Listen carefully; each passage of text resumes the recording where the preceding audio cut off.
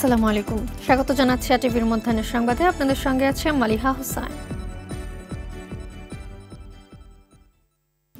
বাংলা প্রথম পত্রের মধ্য দিয়ে আজ থেকে শুরু হলো এইচএসসি ও সমমানের পরীক্ষা। তবে বন্যার কারণে সিলেট শিক্ষা বোর্ডের পরীক্ষা অনুষ্ঠিত হবে আগামী 11 আগস্টের পর। আন্তঃশিক্ষা বোর্ড সমন্বয় কমিটির সভাপতি অধ্যাপক তপন কুমার সরকার বিষয়টি নিশ্চিত করেছেন।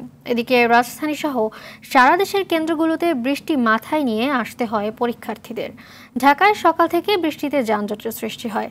এতে নির্ধারিত সময়ে কেন্দ্রে পৌঁছতে চরম ভোগান্তি পোহাতে হয় পরীক্ষার্থী ও অভিভাবকদের। চট্টগ্রামেও ভারী বৃষ্টিপাত হওয়ায় দুর্ভোগে পড়েন পরীক্ষার্থীরা।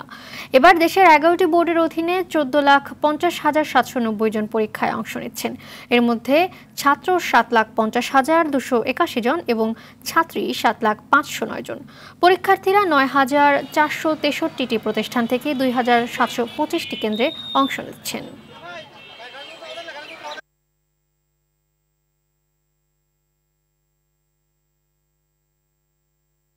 আসছিল খুব খারাপ অবস্থা। এখনো যদি হেঁটে না আসতো, এখনো রাস্তার মাঝখানে থাকতো, অনেক দূর কাকতাল থাকা লাগতো। ভোগান্তির মধ্যেই তো পড়েছি, ভিজে এসেছি পুরা, বাচ্চাটাও ভিজে গেছে, পুরা রাস্তায় পানি জমে গেছে, ভিজে গেছে।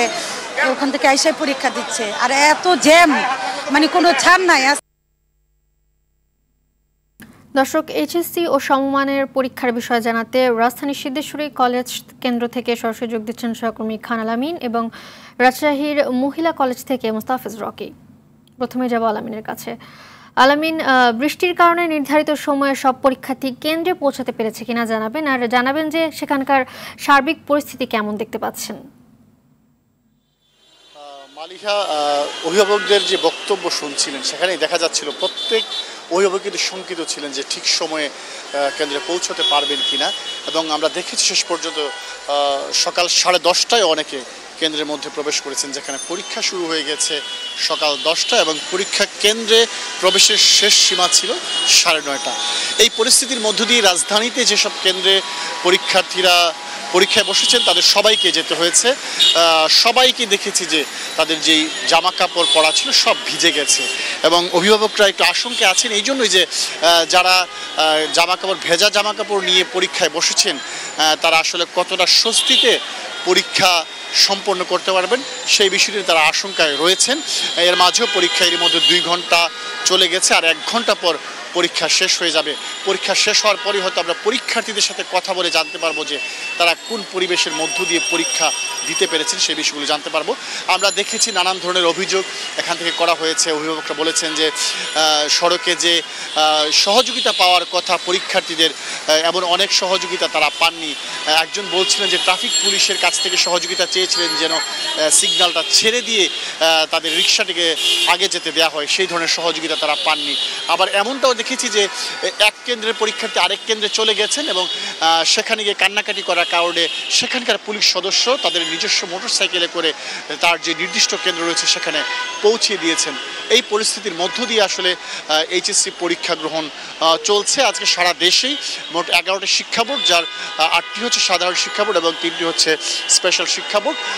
তো এর মাঝে সিলেট শিক্ষা বোর্ড রয়েছে যেখানে পরীক্ষা স্থগিত করা হয়েছে 8 তারিখ পর্যন্ত, অর্থাৎ 8 জুলাই পর্যন্ত যে 4টি পরীক্ষা হওয়ার কথা রয়েছে সেই 4টি পরীক্ষা সিলেট বোর্ডে স্থগিত থাকবে।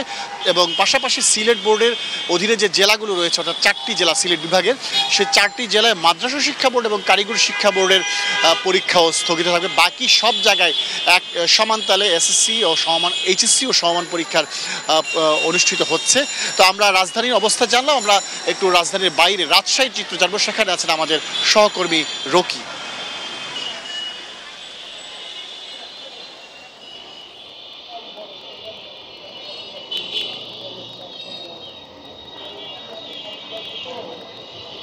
মালিহা, রাজশাহীতে এইচএসসি ও সমমানের পরীক্ষার এরই মধ্যে 2 ঘন্টা সময় অতিক্রম করেছে, আর মাত্র 1টি ঘন্টা বাকি রয়েছে। প্রথম দিনের পরীক্ষা কিন্তু তারপরে অনুষ্ঠিত হবে এবং এবং সকাল থেকে কিন্তু আমরা লক্ষ্য করছি যারা এইচএসসি সমমানের পরীক্ষার্থী রয়েছে তারা কিন্তু বেশ কড়াকড়ির মধ্য দিয়ে কিন্তু আসলে পরীক্ষা কেন্দ্রে প্রবেশ করেছেন।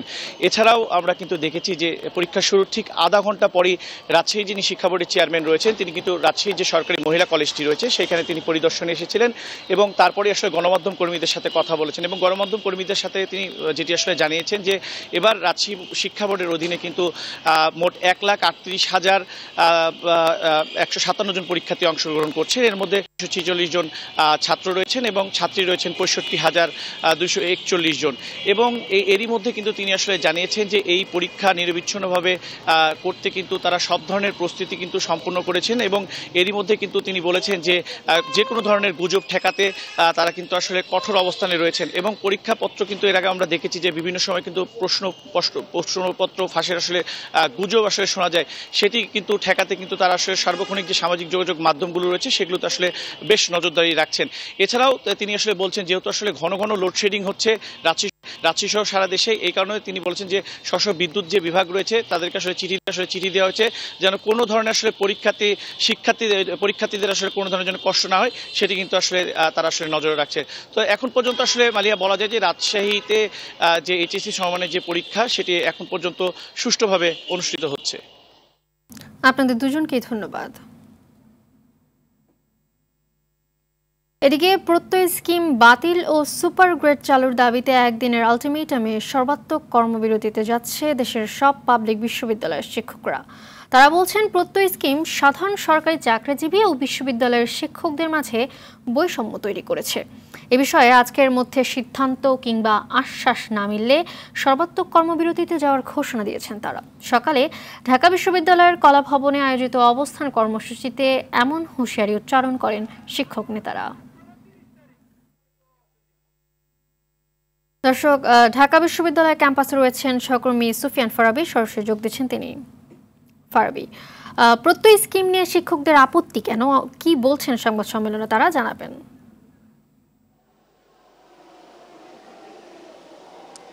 মালিহা, আজকে সকাল থেকেই কিন্তু এই ঢাকা বিশ্ববিদ্যালয়ের কলা ভবনের ঠিক নিচতলাতে আমরা রয়েছি। এখানে দেখতে পেয়েছি যে শিক্ষকরা কিন্তু অবস্থানে রয়েছেন এবং তারা আজকের দিন পর্যন্ত অপেক্ষা করতে চাচ্ছেন। আগামীকাল থেকে তারা পুরোপুরি কর্মবিরতিতে চলে যাওয়ার সিদ্ধান্ত, অনির্দিষ্টকালের জন্য কর্মবিরতিতে যাওয়ার সিদ্ধান্ত নেওয়ার কথা ভাবছেন। আমরা একাধিক শিক্ষকের সঙ্গে কথা বলেছি, তারা যেটা বলছেন যে প্রত্যয় যে স্কিমটি তাদের জন্য চালু করা হচ্ছে সেটি আসলে বৈষম্যমূলক। সরকারি অন্যান্য চাকরিজীবীদের সঙ্গে স্বায়ত্তশাসিত প্রতিষ্ঠানগুলোর মধ্যে একটি বৈষম্য সৃষ্টি করবে এই স্কিমটি। সেই সাথে বৈষম্যের কারণ হিসেবে তারা উল্লেখ করছেন যে প্রতি মাসে 5,000 টাকা করে কেটে নেওয়ার যেই বিষয়টি তাদের বেতন থেকে, এটি একটি বৈষম্যমূলক সিদ্ধান্ত। অন্যদিকে এককালীন একটি অর্থ পেতেন বড় অঙ্কের, সেই অংশটি তারা পাবেন না প্রত্যয় স্কিমের মাধ্যমে। কিন্তু পূর্বের যেই তাদের পেনশনের সিস্টেম চালু ছিল সেখানে তারা সেই এককালের অর্থটা তারা পেতেন। আর অন্যদিকে এছাড়াও আরও তাদের একটা দাবি রয়েছে যে সুপার গ্রেড নামে একটি গ্রেড রয়েছে, যেটা সিনিয়র সচিবরা সাধারণত পেয়ে থাকেন, সেই গ্রেডটি যেন তাদেরকে দেওয়া হয় সেই বিষয়টি তারা বারবার বলছেন যে সিনিয়র সচিবরা যেই পদমর্যাদায় আসলে বিভিন্ন সুবিধাদি ভোগ করেন তারাও এমন সুবিধা চান। আমরা বেশ কয়েকজন শিক্ষকের সঙ্গে কথা বলেছি, তারা কিন্তু এমনটি আমরা বলেছেন। এছাড়াও কিন্তু বিশ্ববিদ্যালয়ের যারা কর্মচারী রয়েছেন তারাও কিন্তু আমরা এসে দেখেছি যে প্রত্যয় স্কিম বাতিলের দাবিতে কিন্তু কলা ভবনের ঠিক পাশেই তারা অবস্থান কর্মসূচি পালন করছেন এবং তারাও আসলে কর্মবিরতিতে যাওয়ার মতো একটি হুঁশিয়ারি উচ্চারণ করছেন। আমরা একটু আপনার সঙ্গে কথা বলছি, আসলে কোন যুক্তিতে আসলে প্রত্যয় স্কিমটা আসলে আপনারা বাতিল করতে চাচ্ছেন এবং আপনাদের মূল দাবিটা কি? জি, ধন্যবাদ। আমরা বারবারই বলেছি যে প্রত্যয় স্কিমটি একটি ডিসক্রিমিনেটরি বা বৈষম্যমূলক একটি স্কিম। এই স্কিমের অধীনে নবীন যে প্রভাষকেরা আসবেন, বিদ্যমান যে পেনশন স্কিমে যে বেতন ভাতা, গ্র্যাচুইটি, পেনশন, অন্যান্য যে ফ্যাসিলিটিসগুলো পাচ্ছে তার কোনোটাই আসলে প্রত্যয় স্কিমে থাকবে না। আমরা কথা বলছিলাম এখানকার শিক্ষকদের সঙ্গে, তারা আমাদেরকে কিন্তু এমনটি জানিয়েছেন যে এই আজকেই তারা অবস্থান কর্মসূচির শেষ দিন হিসেবে তারা দেখতে চাচ্ছেন। আগামীকাল থেকে কিন্তু পুরোপুরি সর্বাত্মক যে কর্মবিরতি রয়েছে সেটাতে তারা যাওয়ার অঙ্গীকার নিচ্ছেন এবং তারা এক প্রকার অসহযোগে যাওয়ার সিদ্ধান্ত নিচ্ছেন। এই ছিল মালিয়া আমার কাছে থাকা সর্বশেষ তথ্য। ধন্যবাদ আপনাকে। বড় পরিবর্তন ছাড়াই সুখী সমৃদ্ধ উন্নত বাংলাদেশ বিনির্মাণের অঙ্গীকার স্লোগানকে সামনে রেখে জাতীয় সংসদে পাশ হতে যাচ্ছে 2024-25 অর্থ বছরের প্রস্তাবিত বাজেট। বেলা 11টায় শুরু হয় সংসদ অধিবেশন। দুপুর 12টা পর্যন্ত এতে 59 দাবি ও ছাঁটাই প্রস্তাবের মধ্যে প্রায় 23টি প্রস্তাব উত্থাপন করা হয়েছে। বেশ কিছু ছাঁটাই প্রস্তাবের উপর আলোচনা করেন সংসদ সদস্যরা। তবে পরে কণ্ঠভোটে প্রস্তাবগুলো বাতিল হলে দাবিগুলো গৃহীত হয়। পাশ হতে যাওয়া 2024-25 অর্থ বছরের বাজেটের আকার ধরা হয়েছে 7,97,000 কোটি টাকা। বাজেটে রাজস্ব আয়ের লক্ষ্য 5,41,000 কোটি, আর ঘাটতি থাকছে 2,51,600 কোটি টাকা। এবারে বাজেটে থাকছেই কালো টাকা সাদা করার সুযোগ, বাড়ছে না ধনীদের কর হার। ধন্যবাদ। সুনামগঞ্জে আবারও বাড়ছে সুরমা নদীর পানি। গত দুদিনে এই নদীর পানি 15 সেন্টিমিটার বেড়ে বিপদসীমার 57 সেন্টিমিটার নিচ দিয়ে প্রবাহিত হচ্ছে। এতে নিচু এলাকার অনেকেই বাড়ি ফিরতে পারছেন না। জেলার পানি উন্নয়ন বোর্ড জানায়, বৃষ্টি ও পাহাড়ি ঢলে গত দুদিন ধরে সুরমা নদীর পানি বাড়ছে। আগামী কয়েকদিন মাঝারি ও ভারী বৃষ্টির সম্ভাবনা রয়েছে। তাই সুরমা নদীর পানি বেড়ে স্বল্পমেয়াদী বন্যা পরিস্থিতি সৃষ্টি হতে পারে। এদিকে মৌলভীবাজারের নির্মাঞ্চলে বন্যা জলবদ্ধতায় রূপ নিয়েছে। জেলার জুড়ি, বড়লেখা ও কুলাউড়া উপজেলায় উঁচু এলাকা থেকে পানি নেমে গেলেও হাকালুকি হাওর তীরবর্তী গ্রামগুলোতে দেখা দিয়েছে জলাবদ্ধতা। বাড়ছে খাদ্য সংকট। ময়লাযুক্ত পানিতে ছড়িয়ে পড়ছে নানা রোগবালাই।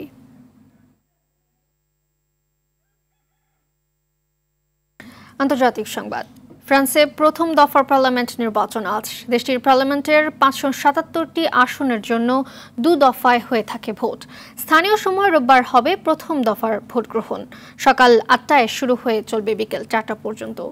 এক সপ্তাহ পর আগামী 7 জুলাই অনুষ্ঠিত হবে দ্বিতীয় দফার ভোট। এবার দেশটিতে মোট ভোটার সংখ্যা প্রায় 4,90,00,000। জরিপে দেখা গেছে, অতি ডানপন্থী রাজনীতিবিদ মেরিন লে পেন এবং জর্ডান বার্ডেলার দল ন্যাশনাল র্যালি বেশ এগিয়ে আছে। ক্ষমতাসীন ইমানুয়েল ম্যাক্রোর মধ্যপন্থী জোট হারাতে পারে অর্ধেকেরও বেশি আসন। গাজায় অবিলম্বে যুদ্ধবিরতির দাবি জানিয়ে জাতিসংঘের নিরাপত্তা পরিষদের প্রস্তাব সত্ত্বেও অবরুদ্ধ উপত্যকায় অব্যাহত রয়েছে ইসরায়েলের নৃশংস আক্রমণ। গেল 24 ঘন্টায় ইসরায়েলের হামলায় নিহত হয়েছেন 40 ফিলিস্তিনি, আহত হয়েছেন আরও 224 জন। এখনও অনেক মানুষ ধ্বংসস্তূপের নিচে ও রাস্তায় আটকা পড়ে আছেন। জাতিসংঘ বলছে, গ্রীষ্মের তাপমাত্রা বেড়ে যাওয়ায় প্লাস্টিকের ছাউনির নিচে বসবাসকারী বাস্তুচ্যুত ফিলিস্তিনিরা খুবই খারাপ অবস্থার মধ্য দিয়ে যাচ্ছে। বাস্তুচ্যুতদের স্যানিটারি কার্যক্রমও বাধার মুখে। হামাস বলছে, যুদ্ধবিরতি আলোচনায় কোনো অগ্রগতি হয়নি, তবে স্থায়ী যুদ্ধবিরতি বাস্তবায়নে যে কোনো প্রস্তাব ইতিবাচকভাবে মোকাবেলা করতে প্রস্তুত তারা। এদিকে যুদ্ধবিরতি ও জিম্মি মুক্তির দাবিতে ইসরায়েলে চলছে ব্যাপক বিক্ষোভ। মধ্যাহ্নের সংবাদ এ পর্যন্তই। সবশেষ সংবাদ জানতে যে কোনো মোবাইল ফোন থেকে 24141 নম্বরে ডায়াল করুন। দুপুরের সংবাদ 2:45টায় দেখার আমন্ত্রণ রইল। ধন্যবাদ সবাইকে।